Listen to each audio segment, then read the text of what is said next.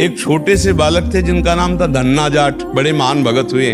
उनको परिवार की माँ ले गई कथा सुनाने, तो कथा में कह रहे थे बिना भगवान का भोग लगाए जो खाता है वो पाप खाता है। तो कथा का आखिरी दिन था, पंडित जी के पास गए, कहा कथा आपने सुनाया कि बिना भगवान का भोग लगाए नहीं खाना चाहिए, भगवान हमारे यहाँ तो भगवान है नहीं, तो आप भगवान दे दो। तो उन्होंने सोचा लड़का है, इसको ठाकुर जी तो दे नहीं सकते, तो भांग खाते थे, तो भांग का बट्टा ऊपर का, कहा ये भगवान है ले लो। ओ इतने खुशी हो, देखो विश्वास है क्या, भांग का बट्टा। घर में गए और बाजरे की रोटी, गरीब आदमी सामने रखा, पाओ प्रभु। वहाँ प्रभु कहाँ। एक दिन हो गया, दूसरा दिन हुआ, फिर वही बाजरा, तीसरा दिन हुआ, फिर वही बाजरे की रोटी। तो वो रो करके ऐसे भांग का बट्टा पकड़ा और कहने लगे प्रभु हमारे पास नहीं है कि हम तुम्हें खीर पूड़ी पुआ पवा सके। उसी समय श्री कृष्ण प्रकट हो गए और बाजरे की रोटी शुरू कर दी पाना। तो बोले देखो तुम कितने निर्दयी हो, 3 दिन से तो हमें भूख लगी है, हमारे घर में ज्यादा कुछ है नहीं, गरीब आदमी, पूरी रोटी तुम नहीं पाओगे, आधी हमें दो आधी तुम पाओ।